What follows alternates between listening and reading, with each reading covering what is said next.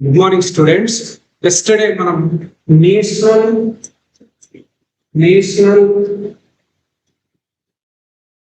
Education policies గురించి discuss చేసుకున్నాం. Policies ఏంటి? 2020 పాస్ 1986 1968 పాలసీస్, ఎడ్యుకేషన్ పాలసీస్ గురించి ఎస్టర్డే మన క్లాస్ లో మనం డిస్కస్ చేసుకున్నాం. ఇప్పుడు మనం present NATO, international relations and organisations concept లో ఫస్ట్ మనం నాటో గురించి తెలుసుకోబోతున్నాం. టుడే క్లాస్ నాటో గురించి ఎందుకు తెలుసుకోబోతున్నాం అనేది 2026 July 7th and 8th NATO summit అనేది జరగబోతుంది. టర్కీ యొక్క క్యాప్చర్ అయిన అంకారా అనే రాజధానిలో మన నాటో సమిట్స్ జరగబోతుంది. కాబట్టి ఈ నాటో అనే కాన్సెప్ట్ ని టుడే మనం డిస్కస్ చేసుకోబోతున్నాం. నాటో అనే కాన్సెప్ట్ ని మనం టుడే డిస్కస్ చేసుకోబోతున్నాం. నాటో అంటే ఏంటంటే North Atlantic Treaty Organization.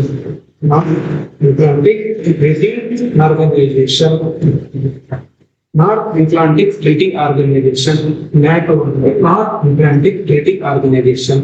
The NATO, why was established the NATO?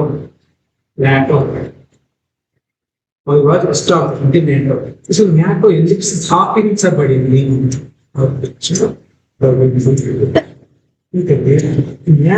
NATO అనేది ఎందుకు స్థాపించబడింది అనే కాన్సెప్ట్ లో మనం ముందుకు వెళ్తున్నాం.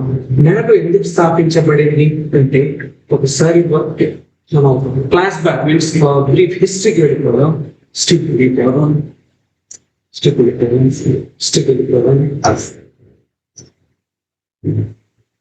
ఇది south America, north America and Atlantic ocean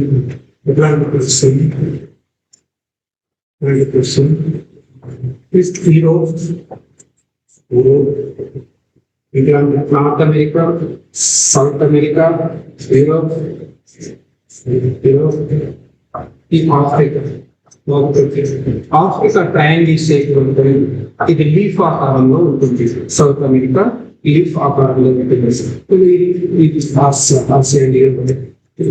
Asia, India, China, Russia, USSR, Russia, Australia, Europe. ఇది Atlantic Ocean. North America, Europe, Africa, Russia and China and India, Australia country. అయితే ఇక్కడ వై వాజ్ ఎస్టాబ్లిష్ నాటో అసలు ఎందుకు establish చేయాల్సి వచ్చింది అంటే, మనం ఒకసారి వరల్డ్ మ్యాప్ గ్రిప్ ఉండగలిగితే నేను యూరోప్ గురించి చెప్పబోతుంది. అంటే ఫస్ట్ నాటో గురించి మనకు అర్థం కావాలంటే యూరోప్ గురించి పూర్తిగా ఇన్ఫర్మేషన్ గురించి తెలియాలి. ఎందుకు నాటో స్థాపించబడింది అనే విషయం పైన స్టార్ట్ చేద్దామంటే ఫస్ట్ మన ఇండియా అంటే వరల్డ్ వార్ అనేది జరిగింది. ఫస్ట్ వరల్డ్ వార్ ఎప్పుడు జరిగింది అంటే 1918 వరకు వరల్డ్ వార్ 1 జరిగింది. ఈ వరల్డ్ వార్ 1 దాదాపు 20 మిలియన్స్ దాదాపు వరల్డ్ వార్ 1 వల్ల 20 మిలియన్స్ పాపులేషన్ ప్రజలు చనిపోవడం జరిగింది. అంటే ప్రాణాలు కోల్పోవడం జరిగింది వరల్డ్ వార్ 1 వల్ల. వరల్డ్ వార్ 2 వల్ల 1939 నుంచి 1945 వరకు ఈ వరల్డ్ వార్ 2 వల్ల 80 మిలియన్స్ పాపులేషన్, మిలియన్స్ ప్రజలు ప్రాణాలు కోల్పోవడం జరిగింది. అంటే ఈ వరల్డ్ వార్ 1, వరల్డ్ వార్ 2 వల్ల దాదాపు 10 కోట్ల మంది, దాదాపు 10 కోట్ల ప్రజలు ప్రాణాలు కోల్పోవడం జరిగింది వరల్డ్ వార్ 1, వరల్డ్ వార్ 2. ఈ వరల్డ్ వార్ వల్ల విపరీతంగా ప్రాణాలు చనిపోవడం. అంటే ఎగ్జాంపుల్ గా చూడాలంటే తెలంగాణలో కోర్స్ ఏపీ ప్రజెంట్ పాపులేషన్ పరంగా ఏపీలో 6,000. అంటే మన రెండు రాష్ట్రాలకి ఎంత పాపులేషన్ ఉందో అంత ప్రజలు 10 కోట్ల మంది ప్రజలు ఈ రెండు వరల్డ్ వార్ అంటే ఈ రెండింటిని మనం ఏమంటామంటే హాట్ వార్ అంటుంది. హాట్ వార్స్ ఇది హాట్ వార్. ఈ వరల్డ్ వార్ 1 ఈ వరల్డ్ వార్ 2 ఈ రెండు వార్ల వల్లే 10 కోట్ల మంది జనాభా ప్రాణాలు కోల్పోవటం జరిగింది ఈ వార్ వల్ల. అయితే ఈ రెండు వార్లు ఎక్కడ జరిగినాయి అంటే మొత్తం యూరోప్ బేస్ చేసుకునే జరిగింది. మొత్తం యూరోప్ కంట్రీస్ మీదనే జరిగింది. ఈ యూరోప్ కంట్రీస్ మీద వరల్డ్ వార్ 1 వరల్డ్ వార్ 2 ఈ యూరోప్ కాంటినెంటల్ లోనే జరిగినాయి. యూరోప్ వరల్డ్ అంటే నెక్స్ట్ యూరోప్ కాంటినెంటల్ అంటే యూరోప్ కంట్రీ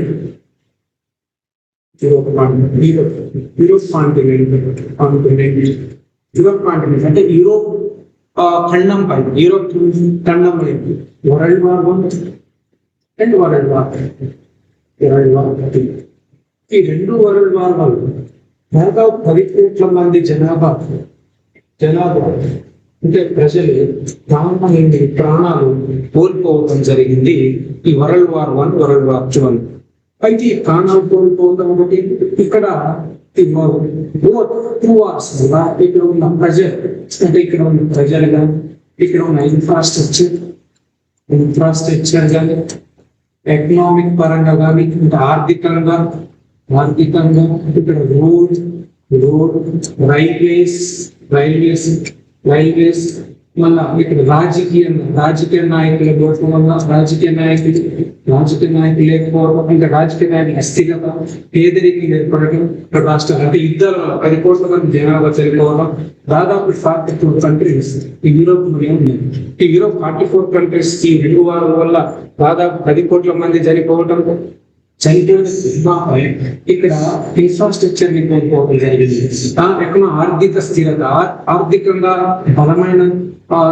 బలంగా ఉండే ఈ యూరోప్ ఈ యుద్ధం వల్ల బలమైన వ్యవస్థగా అంటే బలహీన వ్యవస్థగా తయారైంది. బలహీనమైన రాష్ట్రాలుగా తయారైపోయిన అన్ని రాష్ట్రాలు బలహీన రాష్ట్రాలుగా ఈ యూరోప్ కాంటినెంట్ లో తయారైపోయింది. ఇటు రోడ్ డ్యామేజ్ అయిపోయినాయి, రైల్వేస్ ఇన్ఫ్రాస్ట్రక్చర్ ట్రాక్స్ కానీ నగరాలు సిటీస్ ధ్వంసమైన అనేక నగరాలు ధ్వంసం అయిపోయినాయి. ఈ వరల్డ్ వార్ 1 వరల్డ్ వార్ 2 అన్నాయి. నగరాలు ధ్వంసం అవడం, రైల్వే రోడ్స్ రాజకీయంగా దెబ్బతినటం, నాయకుల లోపం ఉండటం అంటే నాయకుల అస్థిరత ఉండటం, భయమైన ఆందోళన అంటే భయానికి గురి కావడం, ఏదొక విధంగా రాజకీయంగా అంటే సైనిక వ్యవస్థ కూడా దెబ్బతింది. అంటే ఈ ఇన్ఫ్రాస్ట్రక్చర్స్ ఎకనామికంగా ఆర్థికంగా రాజకీయ వ్యవస్థ బలంగా లేకపోవడం, ఫుడ్ గ్రెయిన్స్ ఆహార కొరత కూడా ఏర్పడటం ఈ పరిణామాలు ఈ యూరోప్ లో జరుగుతున్నాయి. ఇప్పుడు వరల్డ్ వార్ 1 వరల్డ్ వార్ 2 తర్వాత ఈ పరిణామాలు యూరోప్ లో సంభవిస్తున్నాయి. అంటే జరుగుతున్న పరిణామాల క్రమం ఏం చేసింది ప్రపంచం మొత్తం కలిసి వరల్డ్ అంటే ఆల్ కంట్రీస్ వరల్డ్ లో ఉన్న ఆల్ కంట్రీస్ ఏం చేసినాయంటే యుఎన్ఓ యునైటెడ్ నేషనల్ ఆర్గనైజేషన్ ని ఎస్టాబ్లిష్మెంట్ చేసినాయి. ఎందుకు చేసినాయి? ఇక్కడ యూరోప్ అని టోటల్ ఆహారం పరంగా కానీ పేదరికంగా మారిపోతున్నాయి. యూరోప్ ఇక్కడ ఎన్విరాన్మెంటల్ ఎఫెక్ట్ కూడా డిజాస్టర్ మొత్తం కొలాప్స్ అవ్వడం, ఆర్థికంగా బలహీనంగా ఉండిన యూరోప్ ని బయటికి ఎగ్జోనరేట్ అంటే ఆ ఇష్యూస్ నుంచి బయటకు తీసుకురావాలనే ఉద్దేశంతో మళ్ళా నెక్స్ట్ వేరే అదర్ కంట్రీస్ మీద యుద్ధం జరగకుండా ఉండాలంటే మనం ఏం చేయాలని ఆల్ కంట్రీస్ అనేది గ్యాదర్ అయ్యి ఒక యునైటెడ్ నేషనల్ ఆర్గనైజేషన్ ని 1945 అక్టోబర్ 24 ఎస్టాబ్లిష్మెంట్ చేయడం జరిగింది. అక్టోబర్ 24 యునైటెడ్ నేషనల్ ఆర్గనైజేషన్ ని ఏర్పాటు చేశారు. యునైటెడ్ నేషనల్ ఆర్గనైజేషన్ ని ఎందుకు ఏర్పాటు చేశారంటే పీస్ అంటే శాంతి కోసం. అంటే యూరోప్ కోసం శాంతి కోసం ఇందులోనే 6 ఆర్గనైజేషన్స్ ఉన్నాయి. అందులో యునైటెడ్ నేషనల్ సెక్యూరిటీ కౌన్సిల్ లోని ఆర్టికల్ 51 ప్రకారం కలెక్టివ్ డిఫెన్స్ లా ఉంది. కలెక్టివ్ డిఫెన్స్ అంటే ఉమ్మడి రక్షణ, ఇది ప్రపంచం మొత్తం ఒక రక్షణంగా వ్యవస్థగా ఉండాలి, ఒక రక్షణ వ్యవస్థ ఉమ్మడిగా అందరూ ఒకటి కీప్ చేసుకోవాలి, యుద్ధాలు చేసుకోవద్దు, శాంతియుతంగా ఉండాలి అనే ఉద్దేశంతో యునైటెడ్ నేషన్స్ ఆర్గనైజేషన్ ని ఏర్పాటు చేయడం జరిగింది. అంటే దీనికి మిలిటరీ వ్యవస్థ అనేది ఉండదు, మిలిటరీ అనే సైన్య వ్యవస్థ అనేది యుఎన్ఓ లేదు. కానీ శాంతి ఉండాలి, అందరూ మంచిగా ఉండాలి, కలెక్టివ్ సిస్టమ్ ఉండాలి, సెల్ఫ్ డిఫెన్స్ గా ఉండాలి, అందరు సహకారంగా ట్రేడ్ అన్ని చేసుకోవాలనే ఉద్దేశంతో నాటో ఎస్టాబ్లిష్మెంట్ చేయడం జరిగింది. నాటోని 1945 ఏర్పాటు చేసిన తర్వాత ఏం జరిగిందో 1945లో యుఎన్ఓ ఏర్పాటు చేసిన తర్వాత యుఎన్ఓ ఎస్టాబ్లిష్మెంట్ అయిన తర్వాత 1945లో కోల్డ్ వార్ స్టార్ట్ అయింది. కోల్డ్ వార్ హాట్ వార్ అంటే ఏంటి? హాట్ వార్ అంటే వరల్డ్ వార్ 2 హాట్ వార్ వల్ల దాదాపు 10 కోట్ల మంది చనిపోవడం జరిగింది, అంటే ప్రాణాలు కోల్పోవడం జరిగింది. వరల్డ్ వార్ 1, వరల్డ్ వార్ 2 ఇది కోల్డ్ వార్ ఆధిపత్యంతో జరిగింది. ఆధిపత్యంతో అంటే నేను గ్రేట్ అంటే నేను అంటే ఏ రెండు బలమైన దేశాలుగా ఏర్పడ్డాయి, కొన్ని యుఎస్ఎస్ఆర్ అయితే రష్యా ఒకటి, యునైటెడ్ స్టేట్స్ ఆఫ్ అమెరికా.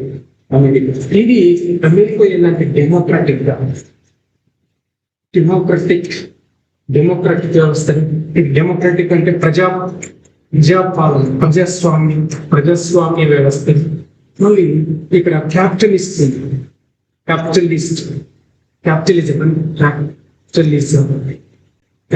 అంటే ఏంటి? పెట్టుబడిదారి వ్యవస్థ.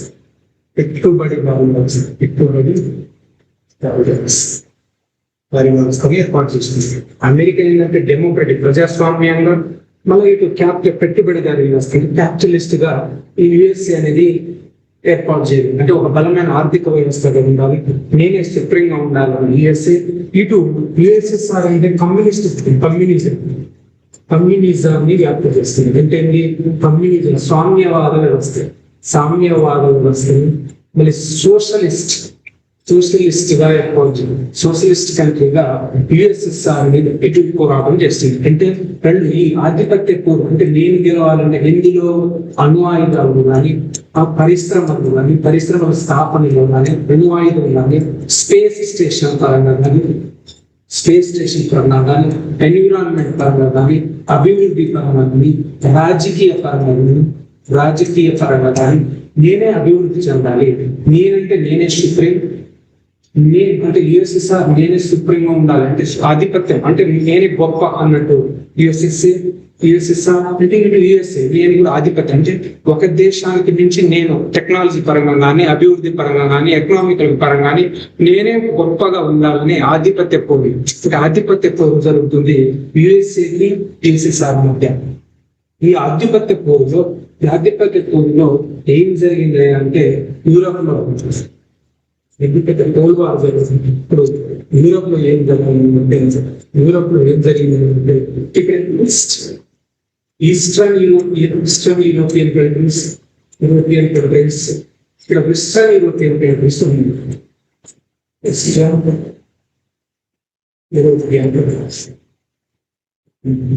ఇక్కడ యూరోప్ అనేది మ్యూజిక్ పార్ట్స్ గా డివైడ్ అయిపోయింది. ఇక్కడ ఇస్టోనియా, లిథువేనియా, రోమేనియా, పోలాండ్ ఈ కంట్రీస్ అంటే ఈస్ట్ లో ఉన్న యూరోప్ లో ఉన్న ఆల్ కంట్రీస్ ని రష్యా అటాక్ అవ్వచ్చు. ఆధిపత్య పోరులో రష్యా కమ్యూనిస్ట్ భావాన్ని వ్యాప్తి చేసి ఈస్టర్న్ యూరోపియన్ ని తన ఆధీనంలో తీసుకొచ్చింది రష్యా. తన ఆధీనంలో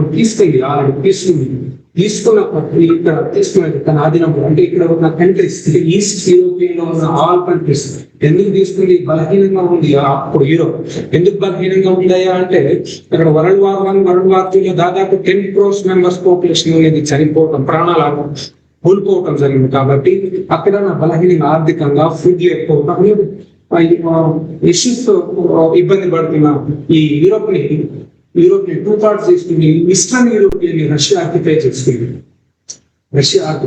అంటే ఈ కంట్రీస్ ని తన హ్యాండ్ ఓవర్ లో ఉంచుకుంది.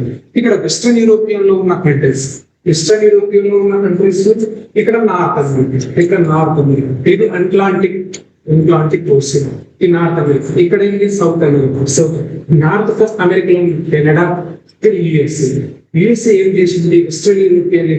వెస్టర్న్ యూరోపియన్ ఈ ఆర్థికంగా బలహీనంగా ఉన్న యూరోప్ ని యుఎస్ఏ ప్రెసిడెంట్ 1948 లో మార్షల్ ప్లాన్ తీసుకొచ్చింది. ఈ మార్షల్ ప్లాన్ యుఎస్ఏ ప్రెసిడెంట్ 1948 లో యుఎస్ఏ ప్రెసిడెంట్ ఎవరైనా అప్పుడు హ్యారీ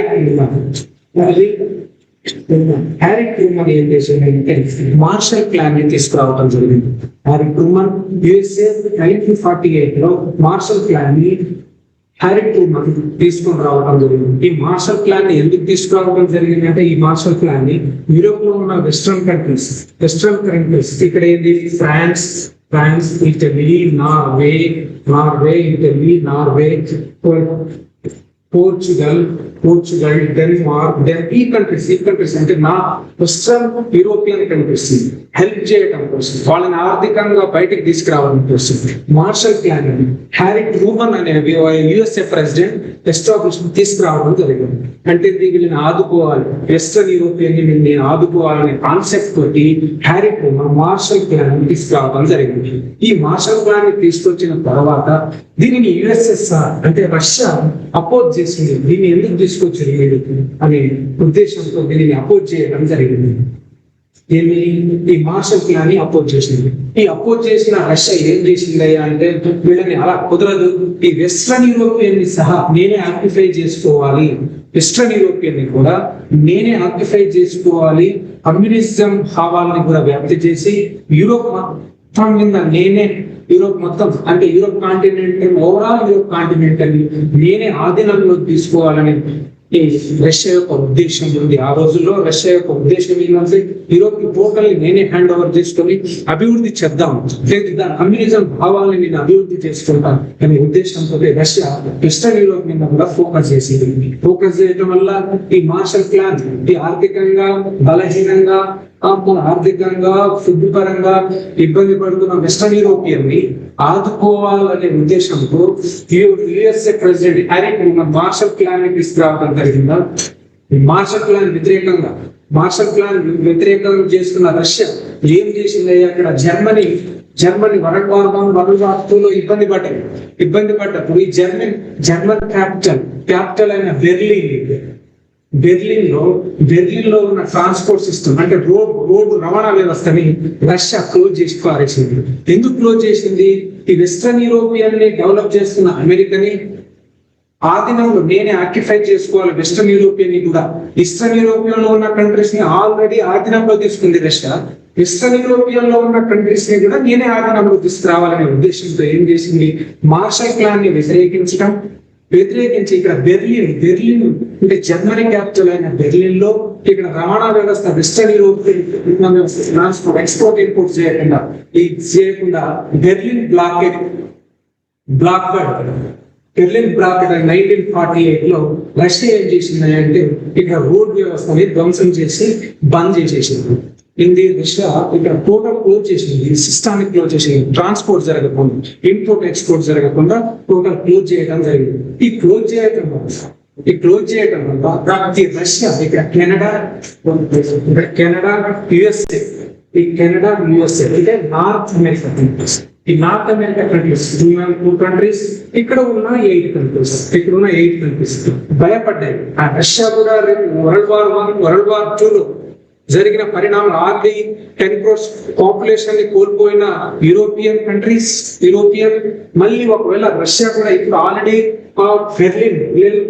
బెర్లిన్ బ్లాకెట్ చేసేసింది, అంటే బ్లాక్ చేసింది రవాణా వ్యవస్థని. అక్కడ ఫుడ్ కానీ ఆర్థికంగా కానీ అభివృద్ధి చెందకుండా చేయడానికి బెర్లిన్ బ్లాకెట్ ప్రకటించింది రష్యా.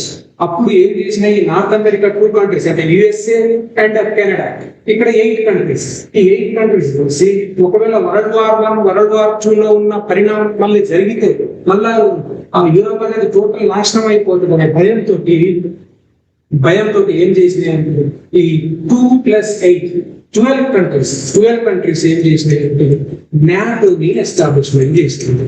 నాటోని ఎస్టాబ్లిష్మెంట్ చేసింది. 12 కంట్రీస్ నాటోని ఎస్టాబ్లిష్మెంట్ చేసింది. 8 కంట్రీస్ అనేది యూరోప్ కంట్రీస్, 2 కంట్రీస్ అనేది నార్త్ అమెరికన్ కంట్రీస్. ఇప్పుడు మన యూరోప్ చూద్దాం. యూరోప్ కంట్రీస్, నార్త్ అమెరికాలో 2 countries, Canada, US. Europe eastern European already USSR ఆధీనంలో ఉంది. ఇక్కడ వెస్టర్న్ యూరోపియన్ లో 2 ప్లస్ ఇక్కడ 10, వెస్టర్న్ యూరోపియన్ 10 కంట్రీస్. అంటే 10 countries eastern European and 2 countries అనేది నార్త్ అమెరికన్. అంటే దాదాపు 12 కంట్రీస్ తోటి నాటో ఎస్టాబ్లిష్మెంట్ అయింది. 12 కంట్రీస్ తోటి నాటో ఎస్టాబ్లిష్మెంట్ అయింది.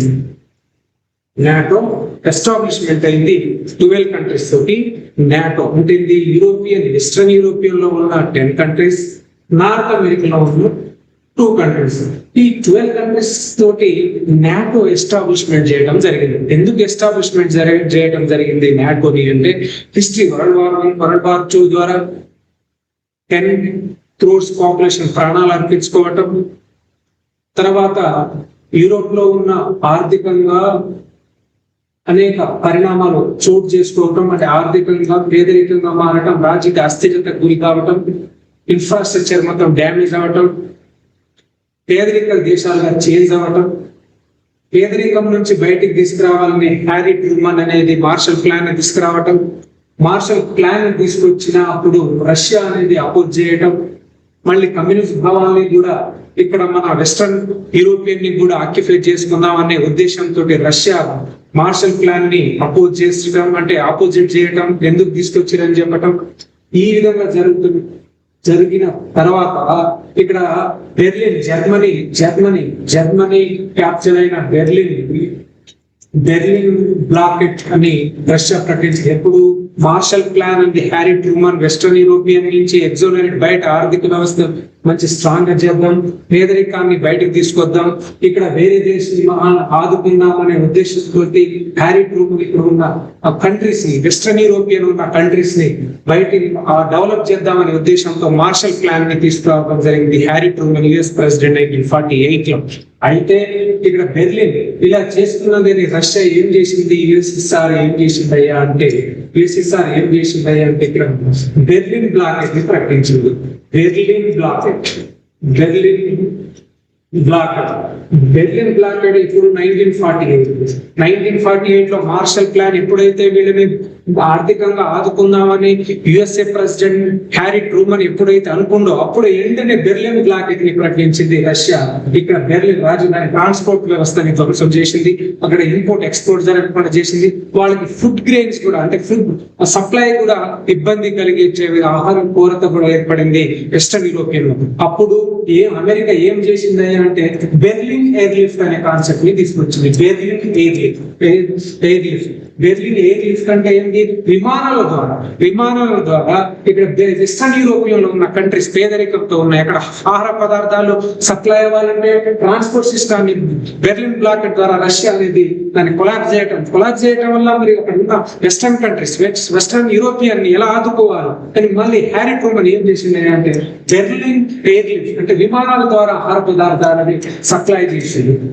ఆహార పదార్థాలని అక్కడ ఉన్న 10 కోట్ల మంది జనాభా చనిపోవటం, మళ్ళీ యుద్ధ మేఘాలు కమ్ముకొని రావటం, రష్యా ఏంటంటే మళ్ళీ యూరోప్ మొత్తం తన ఆధీనంలో తీసుకురావాలనే ఉద్దేశంతో దారి తీస్తున్న పరిణామ క్రమంలో ఏం చేసిందయ్యా హ్యారీ ట్రూమన్ అని బెర్లిన్ ఎయిర్ లిఫ్ట్ ని తీసుకొని రావడం, విమానాల ద్వారా ఆహార పదార్థాలు సప్లై చేయడం జరిగింది ఇక్కడ ఈ western European.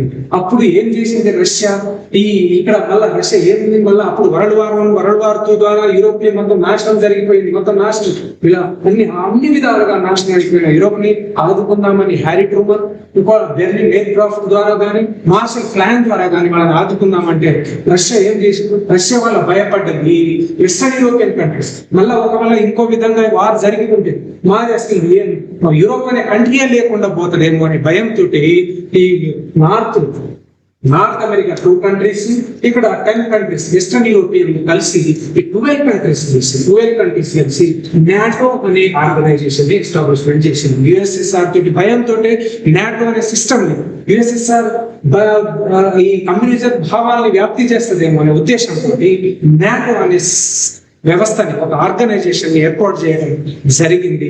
USA and Canada plus ఇక్కడ 10 కంట్రీస్ ఏర్పాటు చేయడం జరిగింది. నాటోని ఏర్పాటు చేయడం జరిగింది. ఈ 12 కంట్రీస్ ఏం చేయాలంటే first Belgium, France, Italy, Belgium, France, Italy, USA, UK,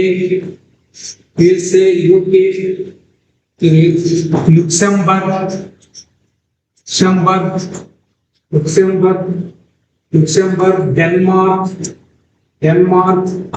Denmark, Belgium, France, Italy, USA, UK, Luxembourg, Denmark, Norway, Netherlands,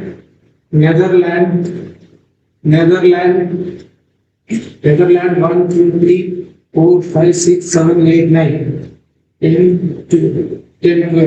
తర్వాత Netherland, France, Belgium, Luxembourg, UK, Denmark and Norway, Denmark, Iceland,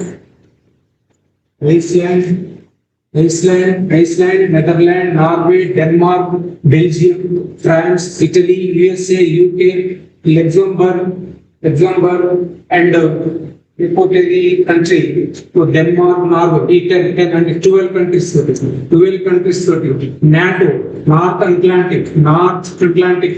Atlantic Treaty Organization establishment చేయడం జరిగింది. North Atlantic Treaty organisation ని నాటోని 12 countries తోటి ఎప్పుడయ్యా అంటే 1949 April 4th Washington treaty ద్వారా establishment చేయడం జరిగింది. నాటోని ఈ 12 కంట్రీలు ఫౌండింగ్ కంట్రీస్ అంటాం. ఈ ఫౌండింగ్ కంట్రీస్ ద్వారా 1949 ఏప్రిల్ 4th వాషింగ్టన్ ట్రీటీ ద్వారా నాటోని ఎస్టాబ్లిష్మెంట్ చేయడం జరిగింది. అయితే ఎస్టాబ్లిష్మెంట్ అయిన తర్వాత రిమైనింగ్ జాయిన్ అయినాయి ఈ నాటోకి ఆర్టికల్ 5 అనేది హార్ట్ ఆఫ్ ది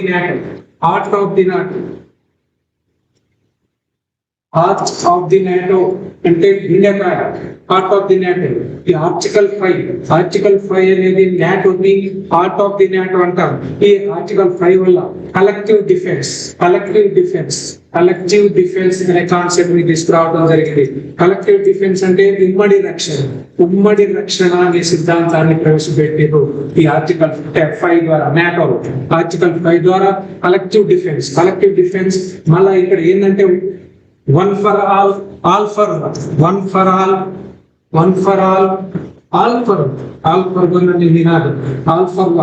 ఏంటంటే ఒక దేశం వేరే దేశాలు యుద్ధానికి వస్తే అందరూ కలిసికట్టుగా, అంటే ప్రజెంట్ నాటోలో 32 కంట్రీస్ సహాయం చేయాలి. ఒక దేశాన్ని వేరే దేశాలు యుఎస్ఎస్ఆర్ లాంటి దేశాలు ఒకవేళ దాడి చేయగలిగితే ఈ 32 కంట్రీస్ ఏకమై ఆ దేశాన్ని తుదిముట్టించాలనే ఉద్దేశంతో one for all for one అనే కాన్సెప్ట్ తోటి ఆర్టికల్ 5 ని నాటోలో ఇంప్లిమెంట్ చేయడం జరిగింది. ఇది heart of the NATO. This article article 5 అనేది నాటోకి హార్ట్ ఆఫ్ ది ఆర్టికల్ నిలుస్తుంది. ఆర్టికల్ 5 దెన్ నెక్స్ట్ ఆర్టికల్ 5 అలా ఆర్టికల్ 5 కూడా బేస్ చేస్తుంది. నాటోలో ఆర్టికల్ 10 కూడా ఉంది. ఆర్టికల్ 10 వల్ల యూజ్ ఏందయ్యా అంటే మెంబర్షిప్, ఓపెన్ డోర్ పాలసీ తీసుకొచ్చింది. ఓపెన్ డోర్ పాలసీ తీసుకొచ్చింది. ఓపెన్ డోర్ పాలసీ అంటే నాటోలో జాయిన్ కావాలంటే ఆర్టికల్ 10 ద్వారా నాటోలో జాయిన్ అవ్వడం అంటే మెంబర్షిప్, నాటోలో మెంబర్షిప్ తీసుకోవాలంటే ఒక దేశం నాటోలో జాయిన్ కావాలంటే కొన్ని కండిషన్స్ ని ఆర్టికల్ 10 ద్వారా నాటో ప్రవేశపెట్టింది. ఆ 5 కండిషన్స్, ఏ కండిషన్స్ చేసిందయ్యా అంటే డెమోక్రటిక్, ఆ దేశం అనేది డెమోక్రటిక్ గా ఉండాలి, అంటే ప్రజాస్వామ్య వ్యవస్థ అయి ఉండాలి, డైవర్సిటీ అంటే వైవిధ్యం కలిగి ఉండాలి, వైవిధ్యపరమైన దేశం కావాలి, వైవిధ్యపరంగా వైవిధ్యం అంటే కల్చర్ పరంగా అన్ని విధాలుగా డెవలప్మెంట్ ఉండాలి, ప్రజాప్రభుత్వమే ఉండాలంటుంది. నాటోలో జాయిన్ కావాలంటే ఒక కంట్రీ నాటోలో జాయిన్ కావాలంటే ప్రజాస్వామ్య వ్యవస్థ కలిగి ఉండాలి, వైవిధ్యం కలిగి ఉన్న దేశం అయితేనే జాయిన్ అవ్వండి అని ఆర్టికల్ 10 ద్వారా నాటో కండిషన్స్, ఇన్స్ట్రక్షన్స్ ని ప్రవేశపెట్టింది. నెక్స్ట్ ఇంకో కండిషన్ ఏం పెట్టిందయ్యా అంటే సైనిక వ్యవస్థ అంటే మిలిటరీ సైనిక వ్యవస్థ పౌర ప్రభుత్వ ఆధీనంలో ఉండాలంటుంది. పౌర ప్రభుత్వ ఆధీనంలో ఏంటంటే ప్రజాస్వామ్య పరంగా ఎన్నుకున్న ప్రభుత్వం యొక్క ఆధీనంలోనే సైనిక వ్యవస్థ ఉండగలగాలి. ఆ సైనిక వ్యవస్థ పౌర ప్రభుత్వ ఆధీనంలో ఉన్న ఏ దేశం అయితే అదే జాయిన్ అవ్వాలంటుంది. ఈ కండిషన్స్ ని ఆధీనంలో ఉండాలంటుంది. మళ్ళీ మార్కెట్ ఆర్థిక వ్యవస్థ, మార్కెట్ ఎకానమీ అంటే మార్కెట్ మీద ఆర్థిక వ్యవస్థ అనేది మార్కెట్ మీద ఆధారపడి ఉండాలంటుంది. అంటే ఎక్స్పోర్ట్ అండ్ ఇంపోర్ట్ వ్యవస్థ ఉండాలి. ఆర్థిక వ్యవస్థ, మార్కెట్ ట్రేడ్, బయలాటరల్ ట్రేడ్స్ జరుగుతున్నాయి నవేడేస్. ఈ ట్రేడ్స్ కి సహకారం ఉండాలి, ఇంపోర్ట్స్ జరగాలి. ఆ ఎకానమీ బేస్ దేశమే కలిగి ఉండాలంటుంది. ఈ ఇన్స్ట్రక్షన్స్ ఫాలో కావాలంటుంది. అంటే ఈ ఇన్స్ట్రక్షన్స్ ఉన్న దేశాన్ని నాటోలో జాయిన్ అవ్వమంటుంది ఆర్టికల్ 10 ద్వారా. ఇంకోటి నెక్స్ట్ ఏంటంటే ఇరుగు పొరుగు దేశాలు అంటే బీసైడ్స్ అంటే పక్క దేశాలు సంతోషంగా అంటే మంచి గుడ్ రిలేషన్స్ ఉండాలనుకున్నాం. వేరే దేశాలు ఉంటుంది, పక్క దేశాలతోటి గుడ్ రిలేషన్షిప్ ఉంటేనే ఇలా జాయిన్ అవ్వబడుతుంది. గుడ్ రిలేషన్షిప్ అనేది పక్కన దేశాలతో అంటే ఇరుగు పొరుగు దేశాలతో రిలేషన్షిప్ అనేది స్ట్రాంగ్ ఉండాలి, హెల్దీ వాతావరణం ఉన్న దేశాలు ఉండాలి. నెక్స్ట్ ఏం జరుగుతుందయ్యా అంటే నెక్స్ట్ ఏంటంటే ఈ దేశం యొక్క సైనిక వ్యవస్థ, ఒక దేశం యొక్క సైనిక వ్యవస్థ నాటో యొక్క సైనిక వ్యవస్థతోటి అనుసంధానమై ఉండాలనుకుంది, అనుసంధానం అవ్వాలి. నాటో ఆర్టికల్ 10 కండిషన్స్, ఈ కండిషన్స్ ని ఫుల్ఫిల్ చేస్తేనే నాటోలో ఓపెన్ డోర్ పాలసీ ప్రవేశపెట్టింది. ఈ పాలసీ వల్ల ప్రజెంట్ 32 కంట్రీస్ యాడ్ అయినాయి, 32 కంట్రీస్ జాయిన్ అయిపోయినాయి. ఈ కండిషన్స్ ఉండాలి. నాటోలో 32 కంట్రీస్ ఏందయ్యా అంటే ఫస్ట్ 12 కంట్రీస్ తోటి 1949 ఏప్రిల్ 4th వాషింగ్టన్ ట్రీటీ ద్వారా ఎస్టాబ్లిష్మెంట్ అయిన ఫౌండింగ్ కంట్రీస్ 12 కంట్రీస్ ఆల్రెడీ మనం అనౌన్స్ చేసింది. ఫౌండింగ్ కంట్రీస్ 12 కంట్రీస్ ద్వారా వాషింగ్టన్ ట్రీటీని ఏర్పాటు చేస్తుంది. తర్వాత ఇప్పుడు ఈ నాటో ఫస్ట్ సమిట్ ఎప్పుడు జరిగింది అంటే 1957 లో ఫస్ట్ సమిట్ ప్యారిస్ లో జరిగింది. అప్పుడు ఫస్ట్ సమిట్ లో 1952 లో అప్పుడు ఈ first general secretary of the NATO ఎవరైతే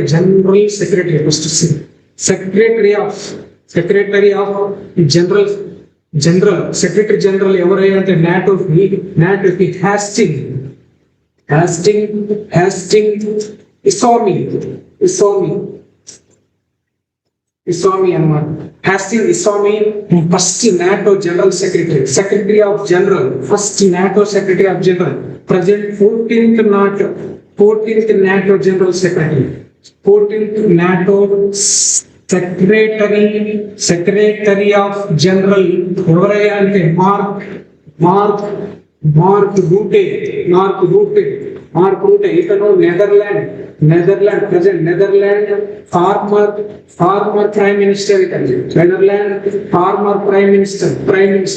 ఇతను 2010 నుంచి 2014 వరకు 14 వరకు నెదర్లాండ్ యొక్క ప్రైమ్ మినిస్టర్ గా ఉన్నాడు మార్క్ రూటే. ఇతను అత్యధిక కాలం ప్రైమ్ మినిస్టర్ గా ఉన్నాడు హిస్టరీలో, అంటే నెదర్లాండ్ యొక్క హిస్టరీలో అత్యధిక కాలం ప్రైమ్ మినిస్టర్ గా చేసిన వ్యక్తి మార్క్ రూటే. ఇతన్ని తీసుకొచ్చి ఇప్పుడు 14th నాటో సెక్రటరీ జనరల్ గా అపాయింట్ చేయడం జరిగింది. 32 కంట్రీస్ మార్క్ రూటేని నాటో యొక్క 14th సెక్రటరీ జనరల్ గా అపాయింట్మెంట్ చేయడం జరిగింది. 14th నాటో జరిగింది. అయితే నాటో ఫస్ట్ సమిట్ ఎక్కడ జరిగింది అంటే ప్యారిస్ లో జరిగింది. ఇప్పుడు next summit 2026 July 7th and 8th ఆ టర్కీలో జరగబోతుంది. టర్కీలోని టర్కీ క్యాపిటల్ అంకారాలో సమిట్ జరగబోతుంది అంకారాలో, నాటో అంకారా. అయితే ఇక్కడ 12 countries already founding countries 15 countries ఇద్దాం. 1952లో 2 కంట్రీస్ జాయిన్ అయింది. 1952లో నాటోలో 2 కంట్రీస్ జాయిన్ అయినాయి. 1952లో 2 కంట్రీస్ జాయిన్ అయ్యింది. ఏం జాయిన్ అయ్యాయి అంటే ఫస్ట్ 1952లో 2 కంట్రీస్ అనేది జాయిన్ అయినాయి. అంటే గ్రీస్ కంట్రీ జాయిన్ అయింది. నెక్స్ట్ టర్కీ కూడా జాయిన్ అయింది. టర్కీ ఎక్కడ జాయిన్ అయింది? 1952 నాటోలో 2 కంట్రీస్ జాయిన్ అయింది 1952. తర్వాత 1955 నాటోలో జర్మనీ జాయిన్ అయింది. తర్వాత 1982లో స్పెయిన్ అనే కంట్రీ నాటోలో జాయిన్ అయింది. స్పెయిన్ అనే కంట్రీ నాటోలో 1982లో జాయిన్ అయింది. తర్వాత 1999 ఇక్కడ 15th యానివర్సరీ సెలబ్రేషన్ జరిగింది. నాటో యొక్క 15th యానివర్సరీ సెలబ్రేషన్స్ 1999 లో జరిగింది. ఈ 1999 15th యానివర్సరీ నాటో సమిట్స్ ఎక్కడ జరిగిందయ్యా అంటే వాషింగ్టన్ డీసీలో జరిగింది. ఈ వాషింగ్టన్ డీసీలో జరిగినప్పుడు ఇక్కడ 3 కంట్రీస్ జాయిన్ అయ్యాయి. ఇక్కడ 3 కంట్రీస్ నాటోలో జాయిన్ అయ్యాయి. 3 కంట్రీస్ నాటోలో జాయిన్ అయ్యాయి. ఆ 3 కంట్రీస్ ఏందయ్యా అంటే గ్రీక్ రిపబ్లిక్ జాయిన్ అయింది. హంగేరీ జాయిన్ అయింది. పోలాండ్. ఈ 3 countries Greek Republic, Hungary, Poland 1999లో 15th యానివర్సరీ నాటో సెలబ్రేషన్ జరుగుతున్న టైంలో ఎక్కడ జరిగింది? వాషింగ్టన్ డీసీలో జరుగుతున్న టైంలో ఈ 3 కంట్రీస్ అనేది నాటోలో జాయిన్ అయిపోయింది. తర్వాత నెక్స్ట్ 2004 నాటోలో 2004లో 7 కంట్రీస్ జాయిన్ అయింది. ఈ 2004లో 7 కంట్రీస్ జాయిన్ అయింది నాటోలో. ఎక్కడ ఈ సమ్మిట్ ఎక్కడ జరిగిందయా అంటే ఇస్తాంబుల్, అంటే టర్కీ క్యాపిటల్ ఇస్తాంబుల్లో జరిగింది. ఇస్తాంబుల్లో ఈ టర్కీ యొక్క క్యాపిటల్ ఇస్తాంబుల్లో 7 కంట్రీస్ నాటోలో జాయిన్ అయ్యాయి. 7 కంట్రీస్ ఏందయ్యా అంటే బల్గేరియా, ఇస్టోనియా,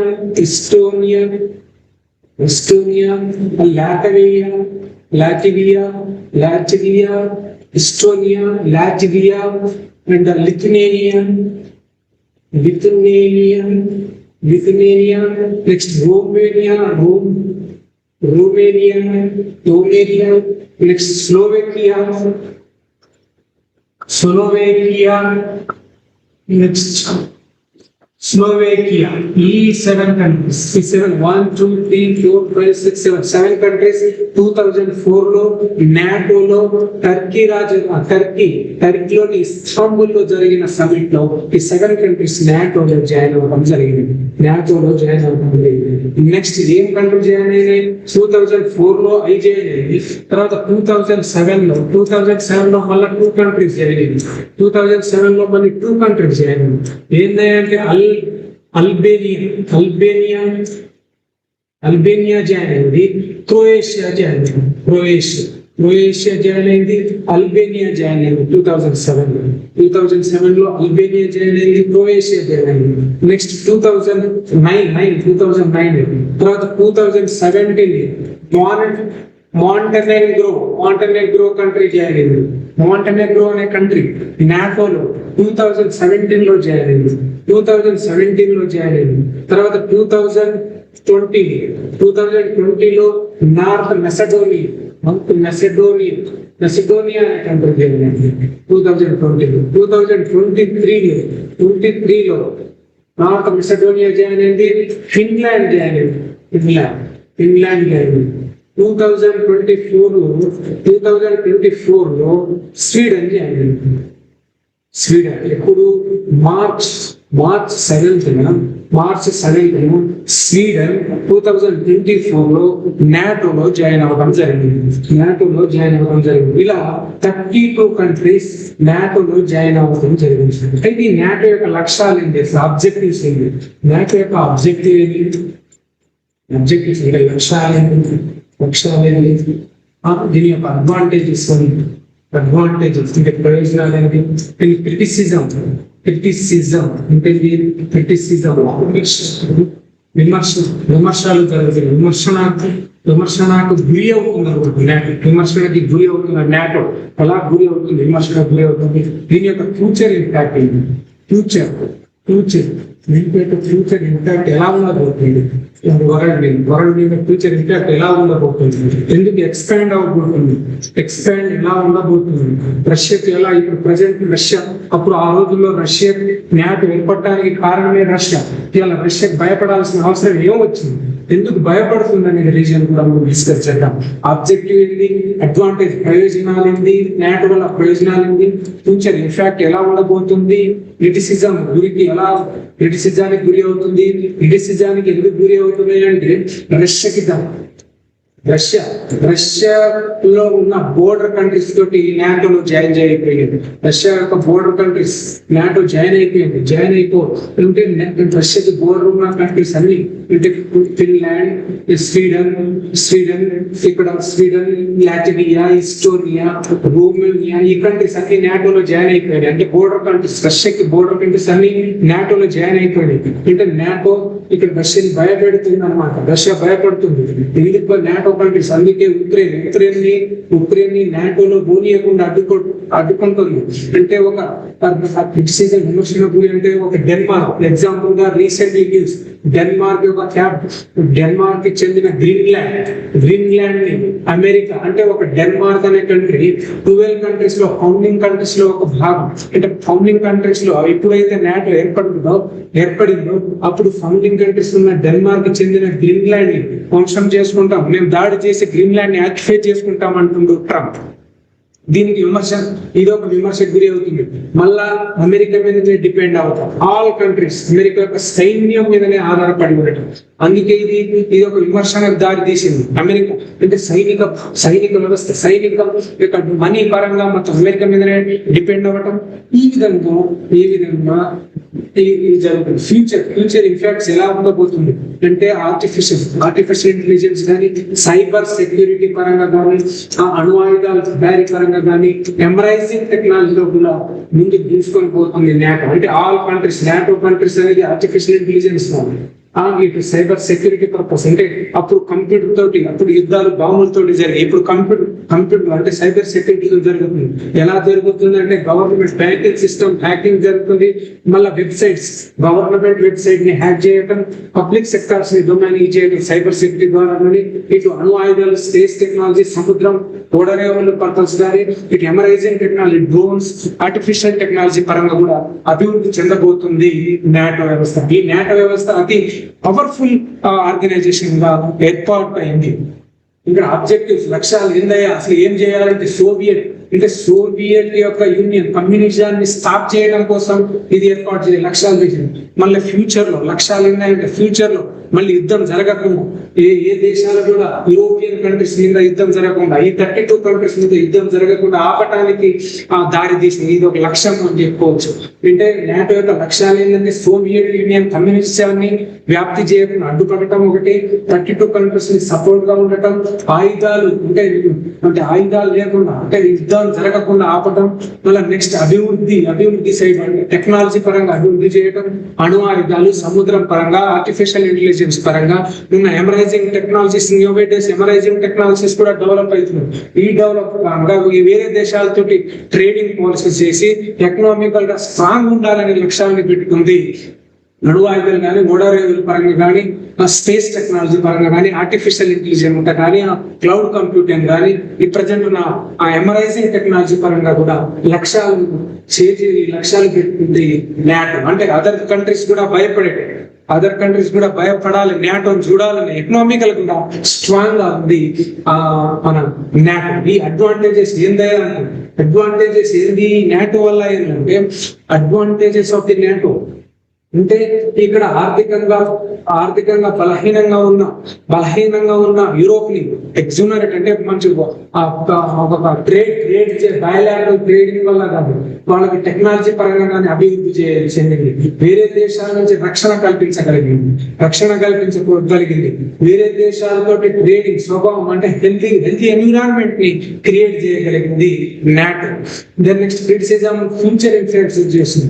ఈ ఎక్స్పాండ్ ఎలా అవుతుంది, 32 కంట్రీస్ కొన్ని కండిషన్స్ పెట్టినాం, నాటోలో చెందబోదు, ఎలా డెవలప్ చెందుతుంది, ఈ కాన్సెప్ట్ మనం నాటోని ఈ విధంగా డిస్కస్ చేసుకోగలుగుతాం.